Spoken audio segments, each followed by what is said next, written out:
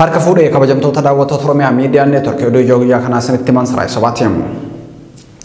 Magaalota Oromiyaa garaagaraa keessatti qeerroo barii tokko malee qabanii hidhuun itti fufee jiraachuu maatii fi hiriyoonni Oromiyaa Miidiyaa Neetworkitti himaati jiru.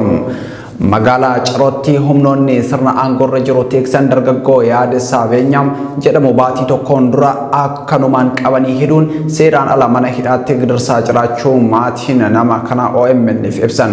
Magaalaa Naqamteetti ammoo sanbata darbe dargaggoo Xaayir Huseen jedhamu humnoonni tikaa daandirraa butanii fudhatanii deemuun achi buutee dhabamsiisuu himu jiraattonni. Waraanni bilisummaa Oromoo booji'amtoonni waraanaa harka isaa jiran Waldaa Fannoo Diimaa addunyaaf dabarfamanii akka hin kennamneef sirni aangorra jiru danqaa ta'aa jiraachuu isaa ibse. Abaa'oo waboon ibsaa kaleessa baaseen zooniiwwan garaagaraatti lola taasiseen loltoota sirna aangorra jiru tiksan keessaa hedduun booji'amanii harka isaa jiraachuu himuun booji'amtoota kana keessaa warra gara maatii ofiitti deebi'uuf fedhan Waldaa Fannoo Diimaatti kennuuf yaalus sirni aangorra jiru adeemsa kanatti danqaa ta'aa jiraachuu ibseetii jira. Gochi kun Waldaa Fannoo Diimaa addunyaas ta'ee hawaasni addunyaa balaaleffachuu maluudha jedha ibse kunim.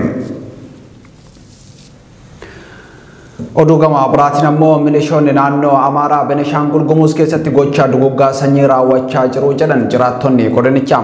Humni naannoo Amaaraatti dhiheenya gara godina Matakkalitti bobbaafame kun yakka suukaneessaa uummata Gumuz irratti raawwataa akka jiran ibsan.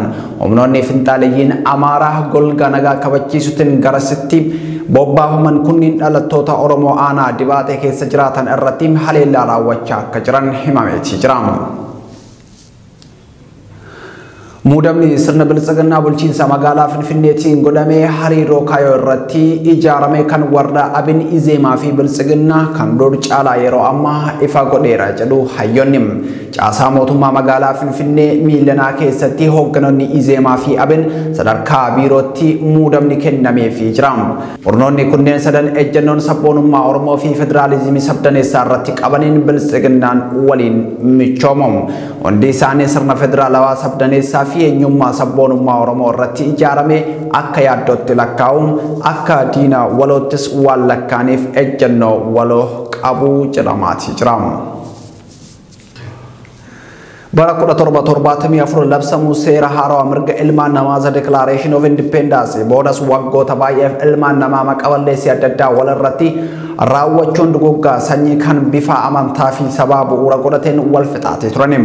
Duguggaa sanyii Rwaandaa kan bara 1994 hanga jumlaan duguggaa zaanii kan namoonni miiliyoona 6 irratti ajjeefamanitti haasawni jibbiinsaa fi kaartaa maqaballeessii sarbamiinsaa mirga namoomaaf sababa ta'ee jira jedhameeti dubbataman.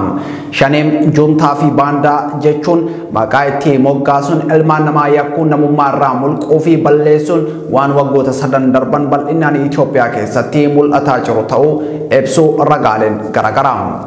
Oduun ijoo ammaaf qabannee kana fakkaata horaa bulaa deebina.